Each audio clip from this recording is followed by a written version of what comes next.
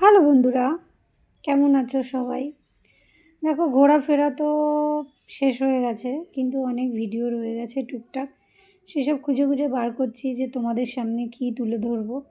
তো একটা ভিডিও বেরোলো, দেখো আমরা মহাবলেশ্বরে গেছিলাম। তো মহাবলেশ্বর থেকে তো ট্যুর করতে বেরিয়েছিলাম এখানে ওখানে। সেখানে একটা জায়গা তোমাদের সামনে তুলে ধরছি। দেখো, এখানে শুধু বোটিং হয়, জলে শুধু বোটিং। দেখো কত সুন্দর জায়গাটা, চারিধারটা। এবার বোটিং করার জন্য এই গায়ে এগুলো পরতে হয়, কি বলে এগুলোকে, ওই যে এইগুলো জ্যাকেট পরতে হয় জলের আমার। তো সেই জ্যাকেটগুলো না পরে মানে দেবে না। এই জ্যাকেটগুলো পরছি, দেখো কত কষ্ট করে এক হাত দিয়ে ক্যামেরা করছি আর এক হাত দিয়ে জ্যাকেট পরছি। জ্যাকেট ট্যাকেট পরে আমরা একদম রেডি হয়ে গেলাম। একদম আমাদের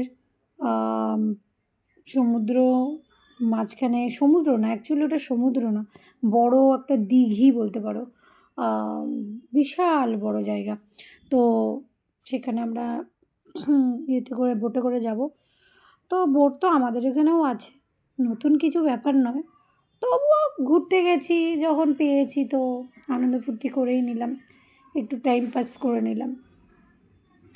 দেখো বোটে উঠছি, বোটে যখন উঠেছি তখন খুবই আস্তে সুস্তে উঠতে হয়েছিলো। এমনিও আমি জলের জায়গায় ভীষণ ভয় পাই, কারণ আমি এমনিও সাঁতার কাটতে জানি না।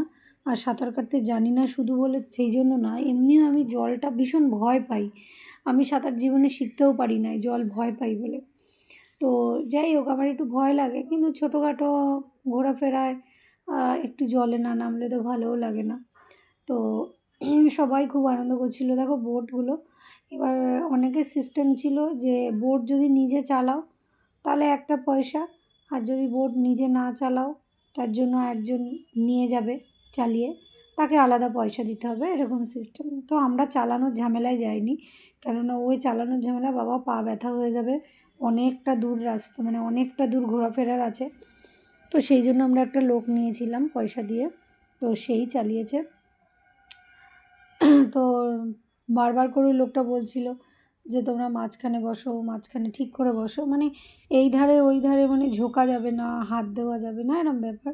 মানে একটা সাইড যদি একটু ভার হয়ে যায় তো সেটা একটা ডুবে যাওয়ার একটা সম্ভাবনা থাকে। এই দেখো চালাচ্ছে, দেখো উনি একদম মাঝখানে বসেই নৌকাটা চালাচ্ছে।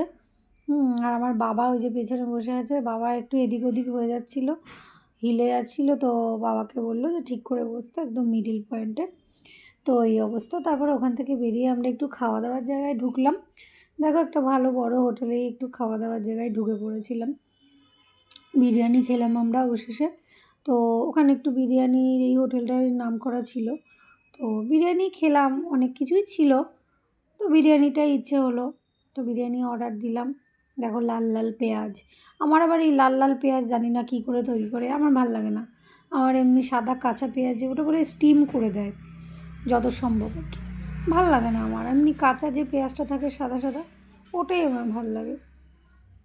তো যাই হোক, আলাদা করে আমরা স্যালাডও নিয়েছিলাম, বেশ মজা করে আমরা খাওয়া দাওয়া করলাম। তারপর ওখানে একটা স্পেশাল খাবার ছিল, সেটা হলো গাজরের হালুয়া। লাস্টে একদম একটু গাজরের হালুয়া নিলাম, দারুণ দারুণ। আমাদের এখানেও গাজরের হালুয়া আমরা খেয়েছি, কিন্তু ওইখানকার মতো স্বাদ না। খুবই খুবই সুন্দর আমি খেয়েছি, খুবই সুন্দর খাওয়া দাওয়া করলাম, করে টোরে এবার বেরিয়ে যাব। তো চলো, তোমাদের কেমন লাগলো ভিডিওটা অতি অবশ্যই জানিও। সবাই ভালো থেকো, সুস্থ থেকো, টাটা, বাই বাই।